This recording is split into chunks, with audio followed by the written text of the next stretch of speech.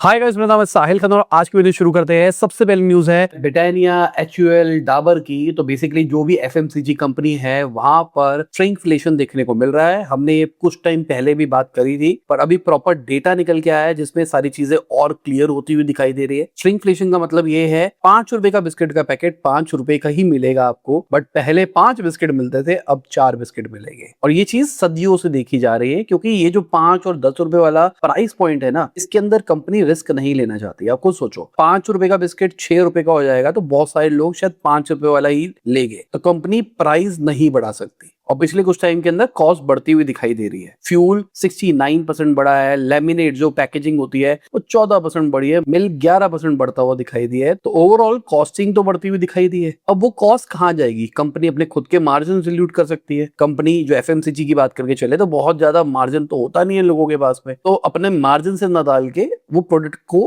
कम कर देती है, जिसकी वजह से कहीं ना कहीं सबके सब विन में दिखाई देते हैं। सितंबर 2025 के अंदर जीएसटी 2.0 के अंदर जो स्टेपल से उसके रेट घटाए गए थे, मतलब कहीं ना कहीं इनकी कॉस्ट कम हुई थी। तो ब्रिटानिया जैसी कंपनीज ने तो भाई एक्स्ट्रा ग्राम भी दिया था। तो कंपनीज को अगर फायदा होता है तो कंपनी वो फायदा कस्टमर पे भी ट्रांसफर करती है, ऐसा भी देखा गया है। बट कंपनियां लॉस करने के लिए नहीं बैठी, खासकर इन जैसे बड़े प्लेयर्स। ये स्टार्टअप्स नहीं है ना। अब यहाँ पे कुछ चीजें देखो, आपको बहुत सारी चीजें सीखने को मिलेगी। एचयूएल की बात करके चले तो उनकी सेल्स 10% बढ़ी है, मतलब उनका रेवेन्यू 10% बढ़ा है, बट 5% ही वॉल्यूम बढ़ी है, मतलब 5% ही ज्यादा माल बेच के 10% इन्होंने सेल कर ली। अब सवाल ये है कि अगर इन्होंने श्रिंकफ्लेशन किया है तो भाई वॉल्यूम तो उतनी ही रहनी चाहिए थी, सेल भी उतनी ही होनी चाहिए थी। तो ऐसा क्यों हुआ है? इसको हम कहते हैं प्रोडक्ट मिक्स। कंपनी खाली 5 रुपए का प्रोडक्ट नहीं बेच रही, वो 10 का भी बेच रही है, 25 का भी बेच रही है। तो कंपनी कई कई जगहों पे अपने प्रॉफिट मार्जिन को बढ़ा लेती है, कई कई जगहों पे रेट बढ़ा लेती है। तो हमने बात करी है 5 से 10 रुपए वाली जो कैटेगरी है वहां पर रेट नहीं बढ़ाए जा रहे, पर 50 रुपए वाला 52 रुपए का कर दिया, कोई फर्क नहीं पड़ रहा। तो ओवरऑल 2 से 5% का जो इन्फ्लेशन आया है वो हुआ है, और उसी की वजह से ये नंबर देखने को मिल रहा है कि वॉल्यूम उस लेवल पे नहीं बढ़ी, सेल्स बढ़ती हुई दिखाई दी है। अगर हम ब्रिटानिया की बात करके चले तो यहाँ पर देखो क्लोज रहा है। यहाँ पे वैल्यू 9.5% बढ़ी है और वॉल्यूम 9% ही बढ़ी है, मतलब यहाँ पर उस लेवल का फर्क नहीं देखने को मिला है। एचयूएल ने ओवरऑल अपनी प्राइसिंग को थोड़ा बढ़ाया है अगर हम ब्रिटानिया के कंपैरिजन में बात करके चले तो। सिमिलरली डाबर में भी यही सेम चीज देखने को मिल रही है एचयूएल वाली। इसके अलावा एप्पल पे की बात करके चले तो वो इंडिया के अंदर आ रहा है, कहा जा रहा है अक्टूबर के अंदर आ सकता है, मतलब मान के चलो दिवाली की सेल से पहले आएगा ये। अब यहाँ पे एप्पल वाले कोशिश क्या कर रहे हैं, जो भी इनकी पेमेंट वाले सिस्टम से पेमेंट होती है उसका 15 से 20 पैसा इनको मिल रहा है। मतलब अगर 100 रुपए की सेल की है तो 15 पैसा से 20 पैसा इनको मिलेगा। ओवरऑल एप्पल पे का रेवेन्यू ये एक्सपेक्ट कर रहे हैं बहुत बड़ा होगा, तो उसका 15 से 20% बैठे बैठे मिलेगा बिना कुछ करे, क्योंकि ऑलरेडी इनका पूरा इकोसिस्टम बन चुका है। यूएस में तो एप्पल के कार्ड्स भी आते हैं, तो इंडिया के अंदर आप एकदम सीमलेस तरीके से घड़ी से पे कर पाओगे, अपने फोन से पे कर पाओगे, उस चीज के ऊपर कोशिश करी जा रही है। तो एप्पल वाले एचडीएफसी, आईसीआईसी और एक्सिस वालों से बातचीत कर रहे हैं, बट प्राइसिंग के ऊपर सारी की सारी बात अड़ी पड़ी है। और सबसे बड़ी बात, यूपीआई के ऊपर कुछ नहीं होने वाला भाई, एटलीस्ट अभी तो नहीं होने वाला, क्योंकि अभी एमडीआर वाला इशू है ना, कि अभी तो यूपीआई फ्री है, बट कहीं ना कहीं फाइनेंस मिनिस्ट्री इसके ऊपर कुछ कर रही है जहां पे यूपीआई पेड होता हुआ दिखाई देगा, तो शायद वहां पर कुछ मिले। मानना तो यही जा रहा है कि इसी के आसपास यूपीआई की कॉस्ट आने वाली है, शायद इससे थोड़ी सी ज्यादा 35 पैसे के आसपास भी हो सकती है। बाकी ये सब टाइम बताएगा। एप्पल पे 2014 से 2020 के अंदर 90 से ज्यादा कंट्रीज के अंदर फैला। इंडिया को उन्होंने स्किप कर दिया था, क्योंकि भाई यूपीआई से कंपीट ही नहीं कर सकता ना कोई भी गेटवे। इनफैक्ट जितने भी बड़े बड़े गेटवे थे, यूपीआई की वजह से बहुत बड़ा इंपैक्ट पड़ा उनको। आजकल ज्यादातर गेटवे यूपीआई के ऊपर कुछ चार्जेस नहीं लेते। अब यूपीआई के ऊपर चार्जेस नहीं है और 80-90% ट्रांजेक्शन अगर यूपीआई से हो रही है तो कंपनी का रेवेन्यू ही नहीं है ना। बाकी ओवरऑल इंडिया के अंदर कार्ड स्पेंड देखा जाए तो अच्छा खासा नंबर है, और अगर इसका मान लो 5%, 2%, 3% भी कैप्चर करते हैं, और 2-3% का अगर इनको इतना भी मिल जाता है तो ओवरऑल बहुत बड़ी बात हो जाएगी ना। अब सवाल ये है, मार्केट इनको 5 पैसा देना चाहती है, ये चाहते हैं 15 से 20 पैसा, ऑलमोस्ट 3-4 गुना रेवेन्यू ये अर्न करना चाहते हैं। मुझे लगता है पर्सनली किसी स्टार्टअप के साथ मिलकर किया जा सकता है, जैसे क्रेडिट जैसी कंपनीज है, वो पैसा चला रही है दबा के, तो वो एक हाई क्वालिटी एप्पल यूजर के लिए 5 पैसे की जगह 15 पैसा भी देने के लिए तैयार होगी, ऐसा मुझे लगता है। बाकी कुछ नहीं कह सकते, क्योंकि क्रेडिट के अंदर मेजर इन्वेस्टमेंट अब मेटा की हो गई है, और वो क्या अलाउ करेगा नहीं करेगा ये पता नहीं। बाकी वीडियो में पहले आपको याद देना चाहूंगा, आपने लाइक का बटन नहीं दबाया, लाइक का बटन दबा दो, चैनल को सब्सक्राइब।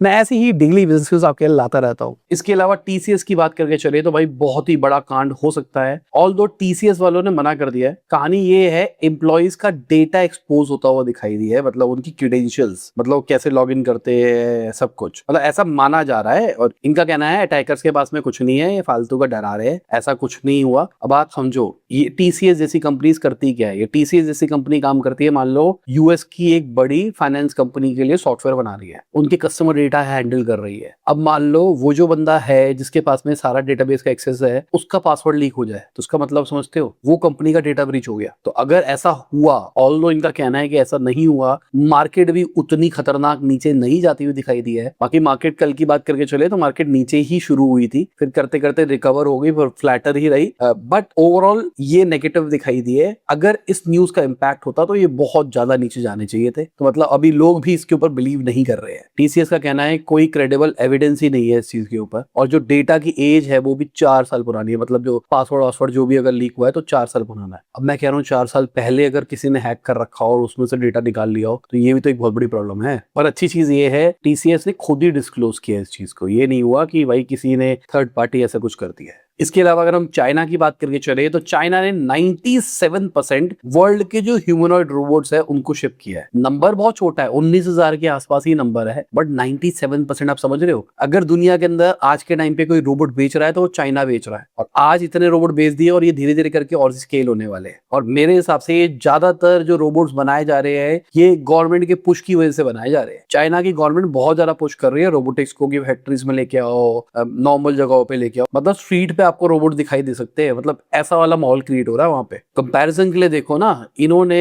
19,000 से ज्यादा यूनिट शिफ्ट करी है और पूरी दुनिया से 550 करी होगी भाई। मतलब ये नंबर में ही एक लेवल दिखाई दे रहा है कि चाइना रोबोटिक्स में कितना आगे निकल गया है। कहानी की शुरुआत हुई थी यूनिट्री से, जहां पे उन्होंने कुत्ते वाले रोबोट्स बेचे थे, छोटे से थे, प्यारे से थे, टॉयज वाले, जो कि गलगोटिया वालों ने बनाए थे ना, उस टाइप का कुछ वाला सीन, वैसा वाला इन्होंने स्टार्ट किया था। और अभी तो ह्यूमनॉइड रोबोट की बात करी जा रही है, 25 के अंदर 13,000 शिप किए गए थे, और फर्स्ट हाफ की बात करके चलूं तो 19,000 तो हो ही गए हैं। तो ये नंबर बहुत तेजी से बढ़ रहा है। 2025 की बात करके चले तो स्टेट ओन्ड बायर्स ही थे, मतलब पावर प्लांट्स में यूज किया जा रहा है, डेटा सेंटर्स में, एंटरटेनमेंट इंडस्ट्री के अंदर, कॉर्पोरेट्स के अंदर, एकेडमिक लैब्स के अंदर। तो मेजरली अगर देखा जाए तो गवर्नमेंट ही पुश दे रही थी पूरी की पूरी। और अभी के टाइम पे क्या हुआ है, ग्लोबली समझ में आ रहा है रोबोटिक्स कितनी बढ़िया चीज है। आप समझो ना, 20 लाख रुपए में रोबोट आ रहा है, वो बेसिक काम कर देगा आपका। मान लो फूड ट्रेनिंग के लिए आपने उसको बर्गर असेंबल करने के लिए बोल दिया, और वो बर्गर असेंबल करके बर्गर बना के बेच सकता है। अब आपने उसको बर्गर की दुकान पे लगा दिया, अब किसी ऐसे रेस्टोरेंट पे आप जा रहे हो जहाँ पे बर्गर असेंबल करके एक रोबोट बेच रहा है, आप वहां पर जाओगे ना,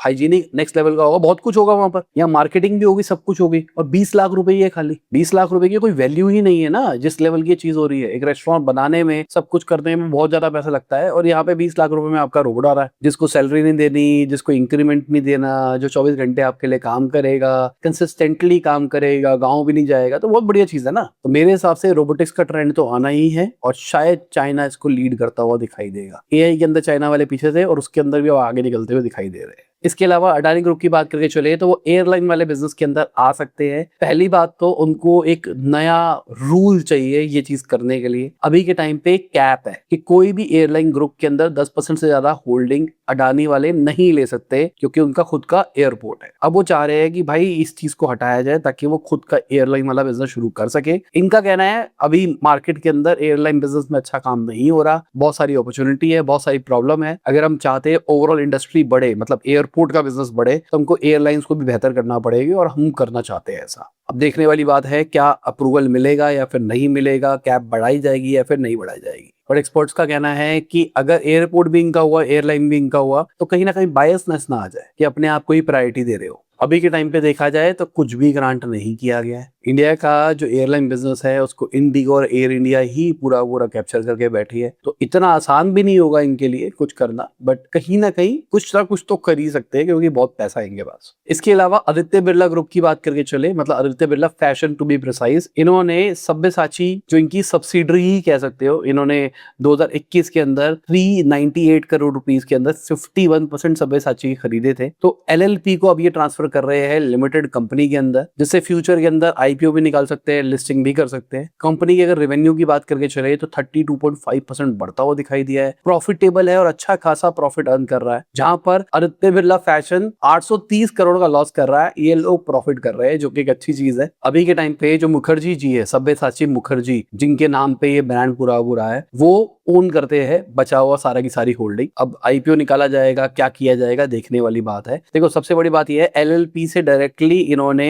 लिमिटेड के अंदर किया है, मतलब ईसॉप वीसॉप भी दे सकते हैं, प्राइवेट लिमिटेड के अंदर भी दे सकते थे, पर प्राइवेट लिमिटेड में गए ही नहीं, डायरेक्टली ये लिमिटेड के अंदर गए हैं, तो ये अपने एम्प्लॉय स्टॉक ऑप्शन वगैरह वगैरह दे सकते हैं। या फिर हो सकता है खाली रीस्ट्रक्चरिंग के चक्कर में किया गया हो, या फिर हो सकता है कि सही में आईपीओ निकालने का प्लान किया जा रहा हो। इसके अलावा एक और डेटा निकल के आया है, जिसके हिसाब से जो इंडिपेंडेंस डे की सेल है, इसके अंदर जो प्लेटफॉर्म्स है उनकी रेवेन्यू ग्रोथ उस लेवल की नहीं होगी जो कि पहले हुई थी। अभी के टाइम पे माना जा रहा है 10 से 15% होगा, जो कि पहले 20% के आसपास बढ़ता हुआ दिखाई दिया था। तो 5% कम सेल आएगी। रीजन भाई महंगाई बढ़ गई है, कमाइयां रुक गई है, स्मार्टफोन के प्राइसेस देखो 30 से 40% बढ़ गए हैं, इनफैक्ट ये और भी बढ़ सकते हैं। और सबसे बड़ी बात, जो भी D2C ब्रांड है जो कि पहले 50% ऑफ दे रहे थे, बहुत सारी डील्स दे रहे थे, अब वो उतनी डील नहीं दे रहे हैं, क्योंकि पीछे से पूछा भाई प्रॉफिटेबल बनना है। पहले तो इन्वेस्टर के पैसे जलाए जा रहे थे, अब इनको पैसा कमाना है, तो अब जो रेंटेड मनी है जो इन्वेस्टर से इन्होंने ली थी, अब उसका थोड़ा सा होश आ रहा है कि भाई नहीं, हमको प्रॉफिट कमाना है। अब प्रॉफिट कमाना है तो उतना डिस्काउंट नहीं दे सकते, तो मार्केट में डीप डिस्काउंट नहीं मिलने वाले,